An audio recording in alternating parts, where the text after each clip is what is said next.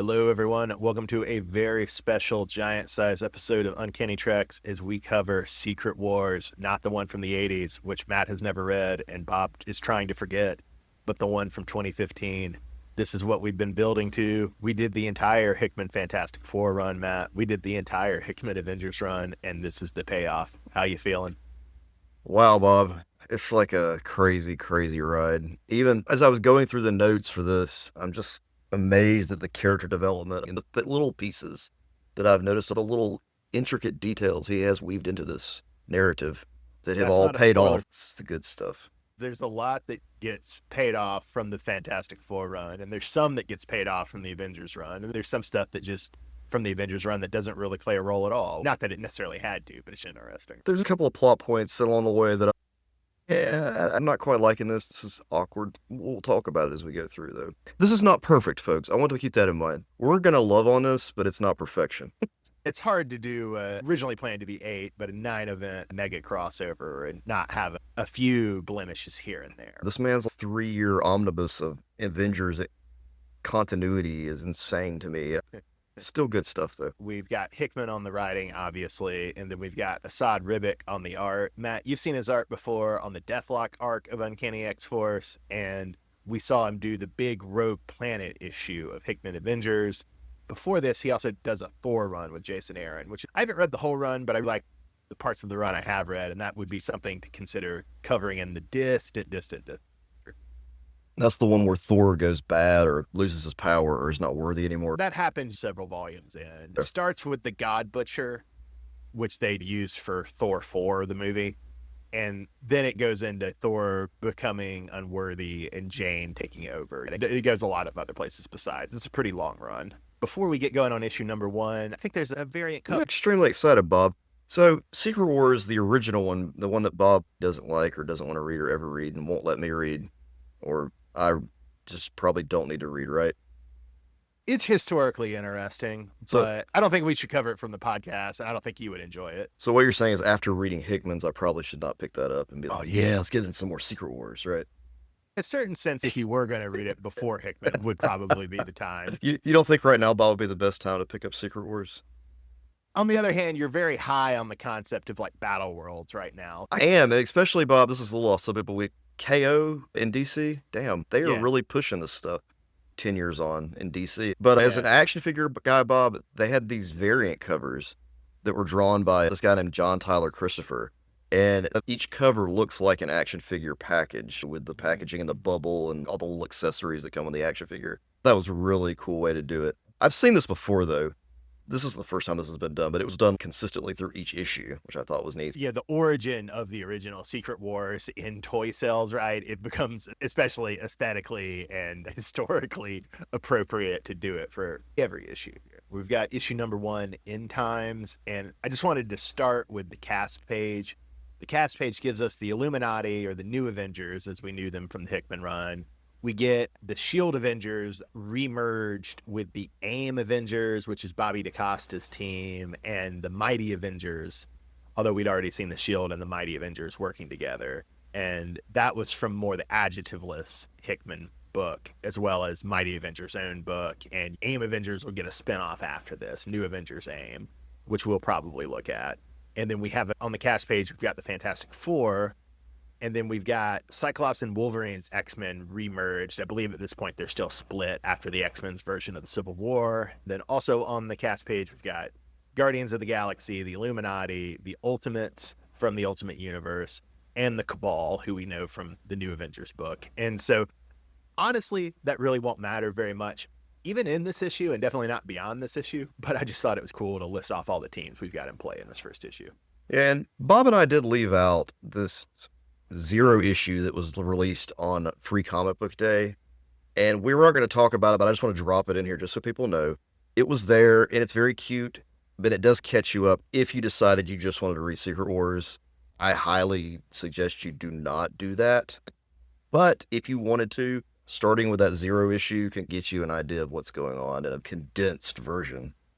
There's nothing wrong with the issue. There's just very little for us to say about it. Right. We would just Yeah. be retreading the same territory we already And have. probably gonna have to split this into 2 episodes anyway. But the dream at first was to try to do all 9 issues in one. And so doing a 10th would have just made Correct. that a little bit more difficult. So what goes down in issue number 1 in Times of Secret War, Matt? Well, Bob, we're down to the final incursion between the 616 universe and the Ultimate Universe.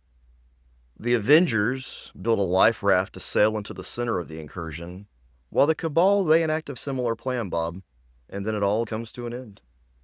Matt, well, you get to dunk on me because I was wrong. I did not remember that Secret Wars number 1 shows a more explicit death of the Marvel and the Ultimate Universes. They're merging, right? I thought it was more of an elliptical end for sake of time and maybe for dramatic effect at the end of the Avengers run.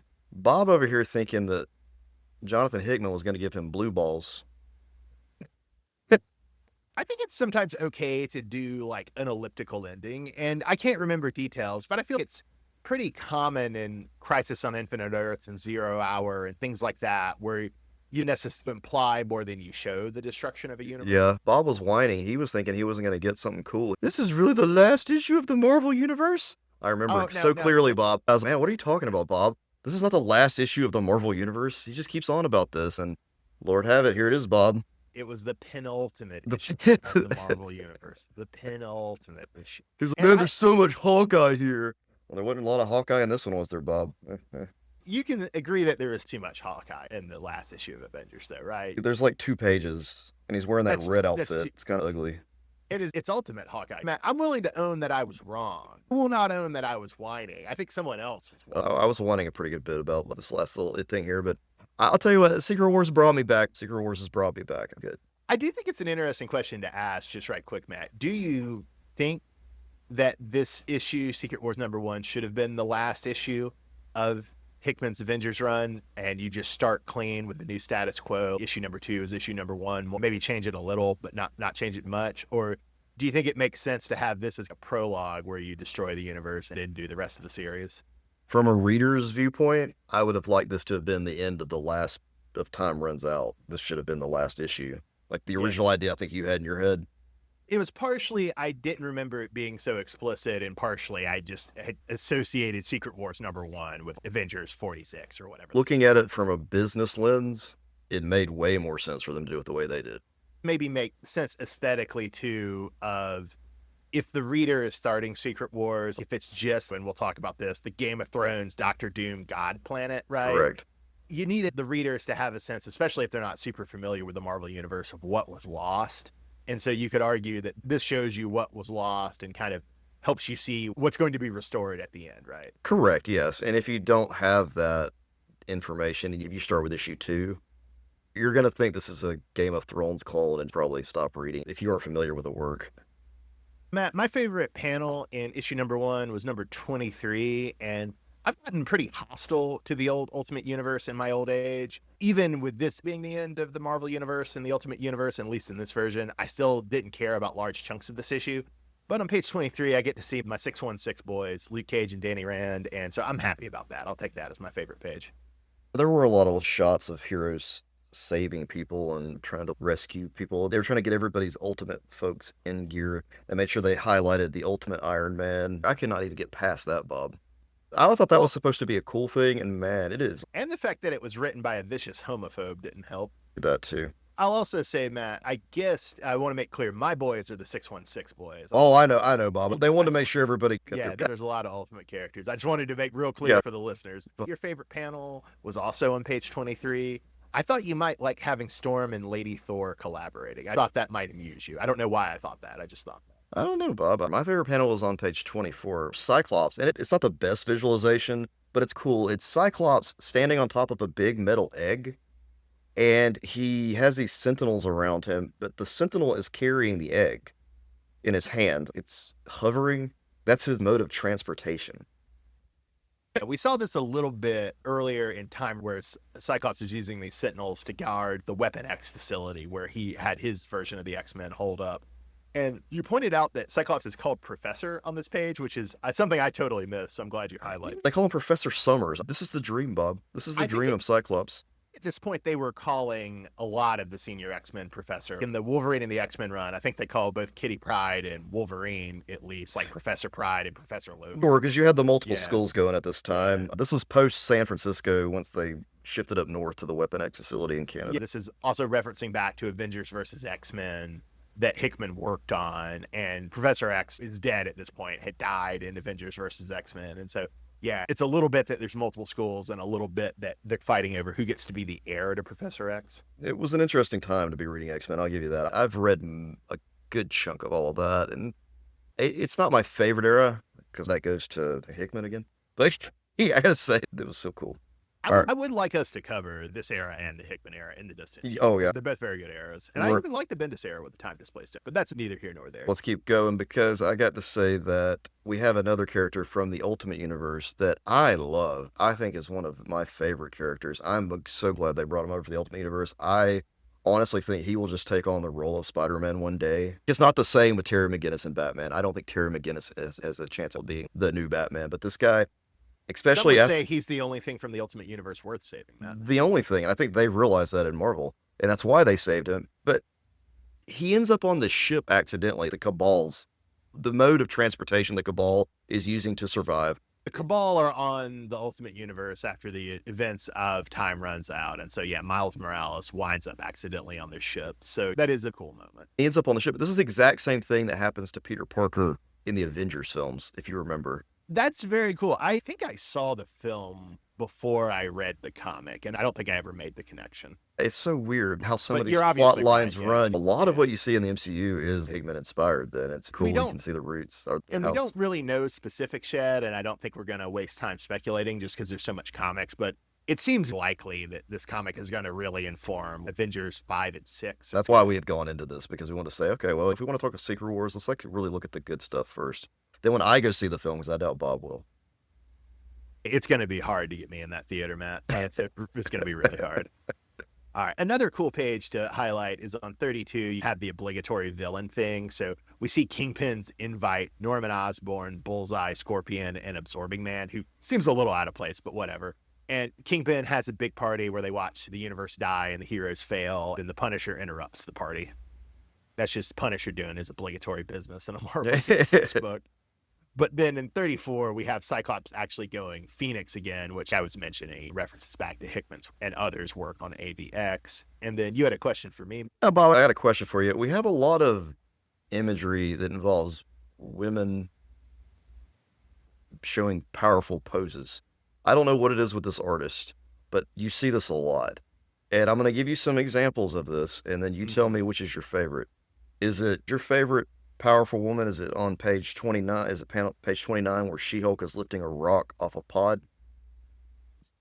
That would not be, Matt. Although I forgot that Pod was in this, which is an interesting callback to Adjectiveless Avengers. So good catch. It's strange. The way she's drawn is it's very powerful. She looks like she's about to rip the thing up. Anyway, and then you've got on 34, Bob, you've got Gamora cradling a fallen Rocket Raccoon. So this is not my favorite, Matt, but I do have to say, if I had read Secret Wars in 2015 when it came out, it might have been, because I was very high on the first Guardians of the Galaxy movie. And even though I knew Sue Storm and liked Sue Storm, I hadn't really deeply read Fantastic Four. I didn't do that until after the pandemic. That was when I deeply read Fantastic Four after the pandemic, is now why she's my favorite. So not to spoil your last one. But yeah, Bob, Gamora thanks there, Bob. So 40 to 41, all it has Sue Storm trying to keep the broken pieces of the raft together. So because of the raft that they're taking off into the white space, the whole thing falls apart and they lose Johnny, Thing, and Sue. Well, Matt, I'm going to go ahead and guess that this was also your favorite powerful woman panel in the issue. Yeah, Bob, of course. And it reminded me a lot of what went down in the movie. Yeah, well, and you're just a sucker for when Sue Storm uses her powers in dramatic ways, which is nothing wrong with that. It's good to be a sucker. It's all that Jean Grey I took in as a kid. Yeah, man, I guess we do have to read the stupid John Byrne Fantastic Four run so you can see when he does Dark Phoenix with Sue. That's really bad. Oh, I'm sure it is. It's very interesting. Yeah. We get to the cliffhanger text here. It's, I believe, ellipsis in nothing. Marvel Universe 1961 to 2015, Ultimate Universe 2000 to 2015. So a nice little tombstone for both universes. Was this a better final issue for the actual Marvel Universe, in your opinion? It's impossible to do that satisfying in one issue, but I would say I was over the moon with this as the last Marvel Universe issue. You got Reed losing his entire family. Very sad, Matt. Very sad. But Star-Lord made it. I do wonder, I read a few what if comics when we were kids, and never was my favorite series or my favorite conceit. I do wonder if I was more familiar with what if comics or if I had stronger nostalgia. I wonder how this would hit in that context. I don't know, because there is totally a what if that I want to read that was mentioned where we'll talk about this probably more so in part 2 of this episode, but Doom makes different decisions. Oh, interesting. That would be a fun what if. Do you know if Hickman wrote it or if somebody else? I don't believe so. Number 2 is God Emperor Doom, which the title is already a little bit of a spoiler, but what goes down in God Emperor Doom? Bob, Dr. Doom, he saved us all, and he reshaped the only last Earth from the remnants of the previous. And now we have what is called Battle World.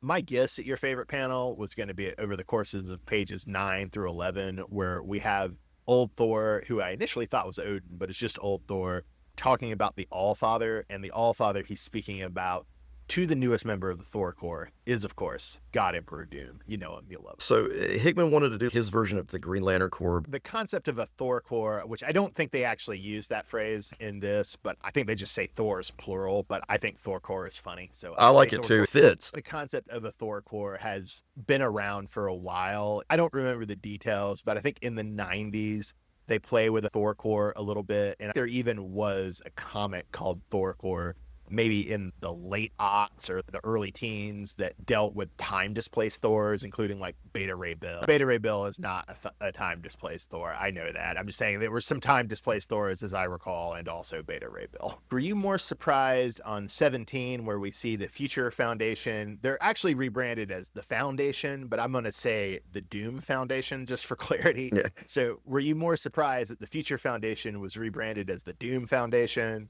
Or were you more surprised to see on page 23, Baron Sinister reclining on furs and anticipating how Hickman uses him during his X-Men run?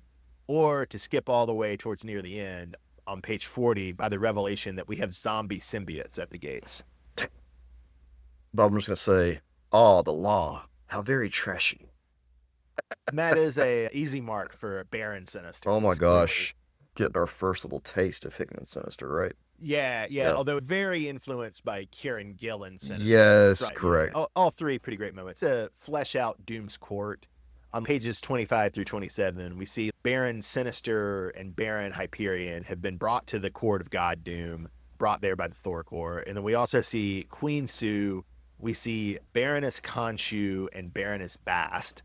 We see ex-Baroness Madeline Pryor, who at some point people just start calling Baroness again, but they make a big deal in this scene of her being an ex-Baroness. And we see Barons Jamie Braddock and Apocalypse, and we see Evil Old Hulk, aka the Maestro, but I'm just going to call him Evil Old Hulk for clarity's sake. There's a lot of court politics and court intrigue around God Emperor Doom. Right. This leads to like Mr. Sinister and Master Brian, who we know as Captain Britain. They end up fighting. Mr. Sinister jumps at Master Brian at one point with his staff in the most awkward pose I've seen. But I've seen it somewhere else with Mr. Sinister in a Krakoa comic. But the best part about this scene, Bob, and why it's my favorite panel, is that Mr. Sinister gets beheaded immediately. Which is a motif throughout this series. Correct. And then he just puts his head back on. That's a favorite panel. My favorite panel is on a little after on 36, where we have the explanation/revelation that Sheriff Stephen Strange and Valeria Von Doom are Doom's two senior advisors. Interestingly, Valeria represents science and Strange represents religion. And in an interesting reversal of the usual way, Doom sees science as foundational for religion rather than vice versa. I have a weird question, Bob. Dr. Doom, he goes back and he recreates the entire universe in whatever image he wants to have with the remnants of what he has. And because he's only able to use the remnants, I'm trying to understand why his children have the same characteristics as Reed Richards. He doesn't really recreate them. Correct. The way I worded that earlier makes it sound like Doom recreated things in his image, but he didn't. He had the remnants of what was left from the incursion. He had to use things that were already there. I want to make that very clear to the listeners. It's interesting to reflect on how much Battle World looks like it does because this is all that Doom could do versus how much it actually speaks to Doom's taste and preferences is an interesting question. I don't know if in the What If or in something else they maybe get into details about this, but you could ask why are Mr. Sinister, Hyperion, the reality warping Jamie Braddock, Madeline Pryor, the Egyptian gods, Apocalypse, why are these Doom's barons? The answer might be that's what was available. It might also be these are people who were used to holding great power. So Doom felt he could trust them to keep the realm together, if that makes sense. And you could also maybe ask, is the reason that this is so Game of Thrones knockoff, is it supposed to suggest that there's not much of the universe left, so Doom is having to go medieval? Or is it just that this is how Doom, with his nobility and his castle, views how the universe should be, and so he's recreating it in this medieval type way? I think you can see either in the text, if that makes sense. I do like the way that he stitches everything together. Is fascinating. But talking about Game of Thrones, there are some similarities. You have the wall, and they're keeping these zombies out. You have this guard of Thor's protecting the wall. Better a bit the Night Watch, mobile than the Night Watch. You have a lot of political theater going on within the realm itself. Even the stuff with like the barons very much mirrors the families in Game of Thrones. The calling Stephen Strange Sheriff reminds you of the Warden of the North, the Warden of the South. The stuff with Valeria and Strange also really reminds you of the Maesters from Game of Thrones. This was the peak time for Game of Thrones. This was 2015. That was when everybody was watching it. Hickman is taking a lot of stuff from Game of Thrones. We've mentioned this before. God Emperor is a term from the Dune books that Hickman really likes. And so that's a reference to the later Dune books. A lot of the stuff Doom is doing here and the struggles between the families also really reflects Dune and the novels of Dune. That's something deeply influential on both Hickman and on George Martin.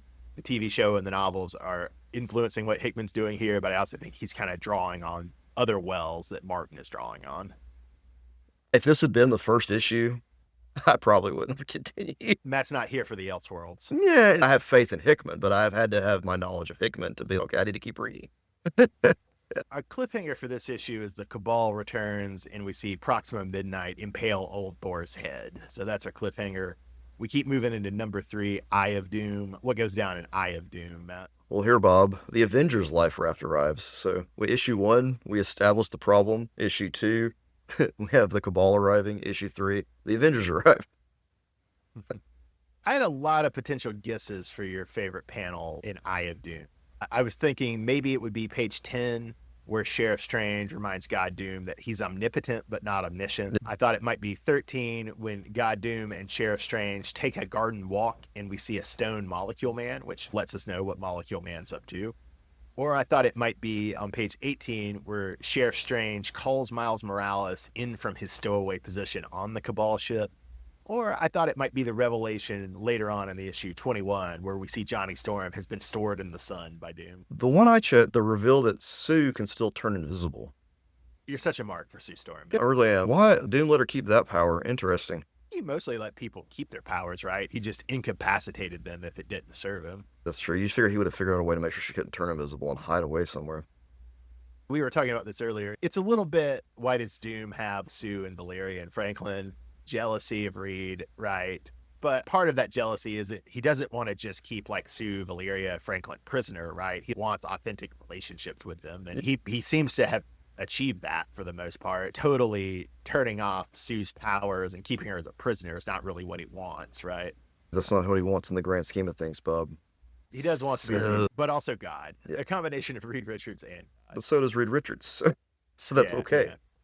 I was a little torn on my favorite panels from this issue. I was thinking either on 23, where we see Sue unmask God Doom, or I was thinking 28, where Captain Marvel calls Sheriff Strange an idiot. Both were pretty good things. In a foreshadow where we're going after this, on page 26, since I was already talking about Sheriff Strange, on this panel, Sheriff Strange has pretty dark skin coloration, and so I mistook him for Blue Marvel for a moment. Nice. Relevant, because that's what we're reading for next week. Yeah, Second episode in a row we've mentioned Blue Marvel. Because we're going to read the only Blue Marvel for next week, along with Hickman's last Avengers comic, which came out just a couple of years ago, Alien versus Avengers. So stay tuned for that, folks. Based on the story, and it didn't throw me out for a loop because I knew this already, but in 27, they do make reference that Peter and Miles know each other already. Yeah, they've met at least in the first Spider-Man crossover. Right. There was a second one, but I can't remember. That might have been after Miles was already in 616. So yeah, Peter and Miles know each other. We also get on page 29 the reveal that it's been 8 years between issues 1 and 2, which is an interesting contrast with Time Runs Out, where we jumped 8 months. Doctor Doom and Stephen Strange are the only people that we know of right now who can remember what it was before the incursion. That's a good thing to mention. So, Matt, our cliffhanger for issue number 3 is that the Thor Corps find Thanos and the Cabal as they've arrived in their life raft. And then that moves us to number 4, All Angels Sing, All Devils Dance. What goes down in All Angels Sing, All Devils Dance, Matt? Doom confronts the Avengers. My guess is for your favorite panel for this issue was either on 14, where we see Namor's trident versus one of the Thors, or on page 26, where we see Doom tell Thanos he's God. No, Bob, neither of those were my favorite panel, but those were very, very cool things. And I have another thing to say too, Bob. People, they say don't use GD, but what if I say God Doom? God Doom. God Doom, man. God Doom it. It's going to invite confusion. Are you talking about God Doom the person, or are you using it as a verb like God should doom you instead of God should damn you? That's what's hilarious about this. I need to make this work. This could be the new 6-7. It was God Doom, man. I know saying GD is a common shorthand, but when you said say GD, at first I thought you were just going super, super Protestant, and you know you can't say the word God, so you were just Xing out the O from God. Oh, no, Bob. I'm trying to make something viral here, Bob. God Doom it, Bob. Let me do this. All right. Well, when you say it like that, it's definitely a verb. God Doom it. There we go.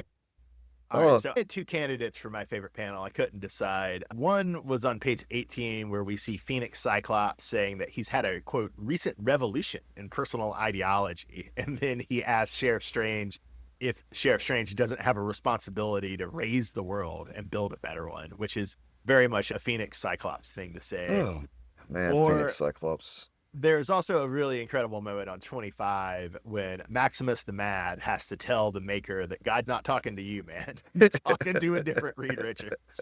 That was pretty great. That's rough. Poor Maker.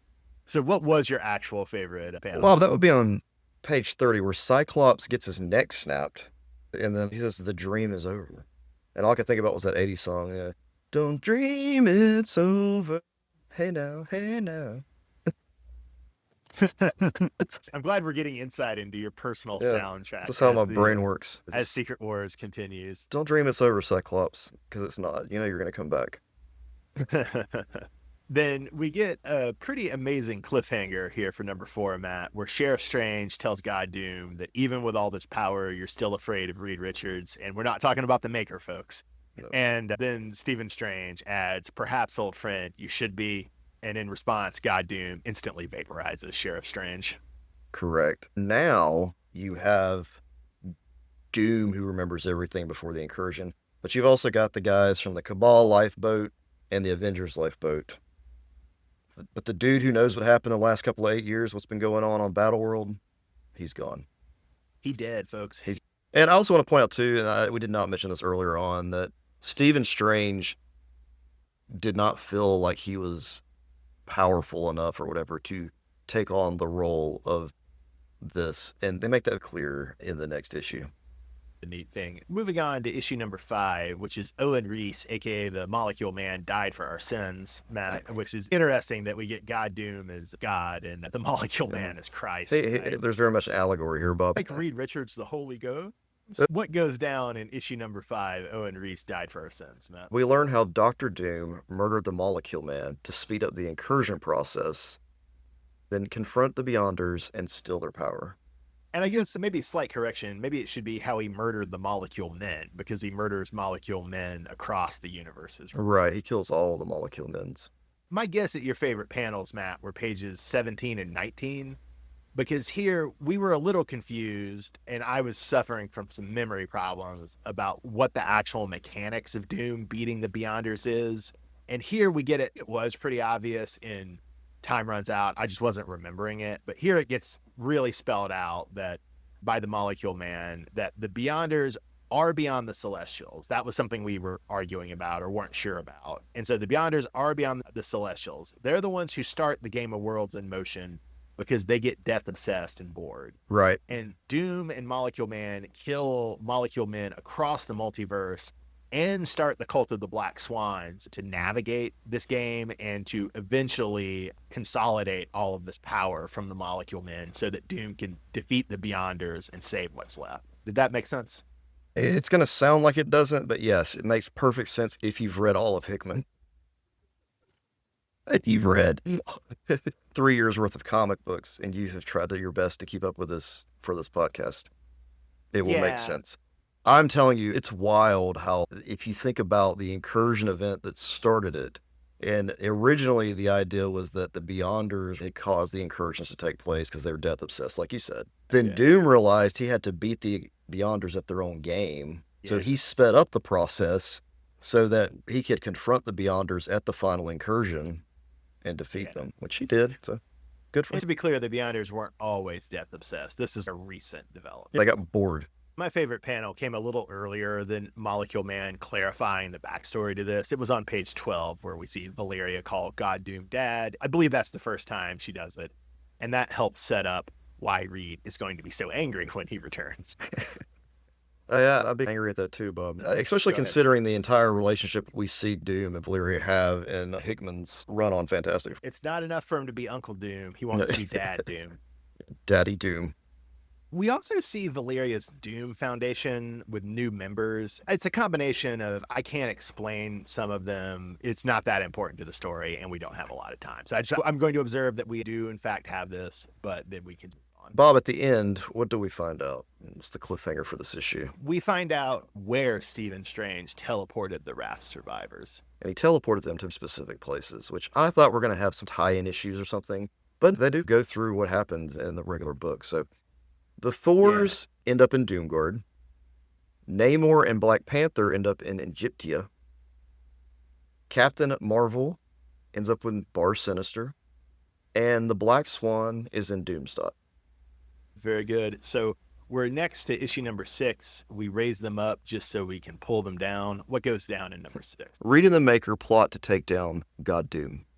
It's an amusing little bit of trivia, at least I choose to believe it is, that on page 3, we get to see evidence of Hickman preferring the X-Men over the Avengers because we see Baron Apocalypse and his horsemen just wreck the Black Order. The artist loves to draw Apocalypse with a big gun on his hand, blowing things away like he's Mega Man. Lots of those images. I've got a couple guesses for your favorite panel. On 12, I see Maker taunting Reed with the fact that he has a family and that makes him weak. I thought that might be a favorite panel. Or I see Valeria insulting Reed's handiwork to Peter Parker on page 14. Or we could have the reveal that Captain Marvel has been taken over by Mr. Sinister, Baron Sinister on page 19. Or on 21, T'Challa telling Namor, "You're the king of the ashes, I'm the king of the dead." Or on 25, we have Sue's memories of the Fantastic Four, where she replaces her Reed with her father, Franklin Storm. I thought one of these many options might be your favorite panel. Those are great options, Bob. A lot of really interesting little pieces in this issue. And they have all these characters at different places. My favorite panel was Molecule Man being in this little pocket dimension where he's helping God Doom sustain Battle World. And he's hungry, and Doom and Sheriff Strange kept forgetting to bring him food, but Miles has a pocket hamburger for Molecule Man. Bob, this is... I'm going to be honest with you. This panel pulled me out a little bit. Oh, you're totally wrong, man. This is maybe the best moment in the whole... No, Bob. Comic. God, no. He pulls the hamburger out, and then the implication, of course, is that it was cute, and it was funny, but it just didn't fit the tone of the comic. Nobody keeping a hamburger in their pocket for 3 weeks, Bob. Spoilers, Matt. We see Spider-Man do that with a lot of stuff over the years. Uh, So there's a joke about like Spider-Man having stuff in the pockets of his suit. does the Miles Morales Spider-Man has this, or the Peter Parker? No, the Peter Parker. Oh, Maybe they were already doing the Miles hopefully they doing were. this by this point. I'll give them No, credit. If we can find at least once or twice in the Ultimate Universe where Miles took food out of his pocket and ate it, I'll be okay. You're totally wrong that this needs forgiving. This is hilarious. You don't need Miles to have done a similar gag before. There's an established gag of Spider-Man having stuff that he's kept in his suit a long time and handing it out. So that works. And see, it's the whole reason that Miles survives, Matt.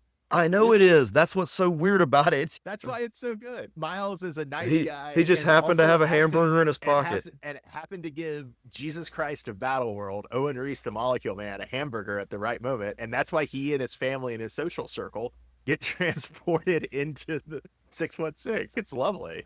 It's the exact opposite of Jason Todd coming back to life because Superboy Prime punched the walls of reality. It's so random and so intentionless. It's great. It almost fits in, Bob, with like the cherry pie thing in Twin Peaks season 3. It almost does. Same ring to it, if I frame it that way. But I know at least one other friend who absolutely adores this moment, too. The man pulling hamburgers out of his pockets. A completely Spider-Man, whether Peter or Miles thing to do. Okay. Since you don't like pocket hamburger, that's not your bag. Nah. What is your favorite panel of the issue? Since I failed the guess, then utterly disgusted you with my choice. It's not Miles pulling a hamburger out of a pocket, Bob. It's Black Panther pulling the Infinity Gauntlet out of a box. Oh, pulling out a hamburger is gross, but pulling out an Infinity Gauntlet is cool.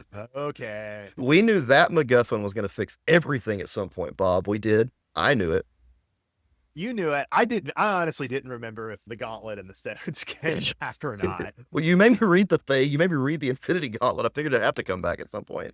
Oh, no. I just wanted to do that because it sort of sets up the early use of it in New Avengers. And also, it's interesting that they collected it with Infinity. And in some ways, that makes sense. And in some ways, that makes no sense. I'm glad the Infinity Gauntlet means more to you than it does to me. I'm glad you got satisfaction aesthetically from the Infinity Gauntlet returning. Like you correctly knew that it wasn't the end of the Marvel and the Ultimate Universe. Yeah, Bobby, I pay attention to things when I read. You do. Whereas I am going to revel in Miles having a hamburger for the Molecule Man because I think that's funny and sweet. It's all that liberal education, Bob. It's done messed you up. Well, as I often try to tell my students, I'm not trying to have you read for plot. I'm trying to have you read for theme and prose stuff. I don't really care about the plot that much. But Bob, that's what the story's all about. Bob, why's the thing so much bigger in this issue than others?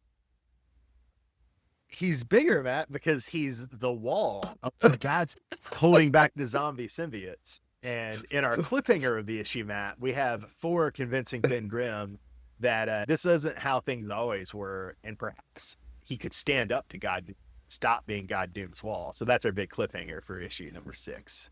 We're going to stop right there for part 1 of Secret Wars, but we will put a fresh tape on, carry on with part 2 in just a moment.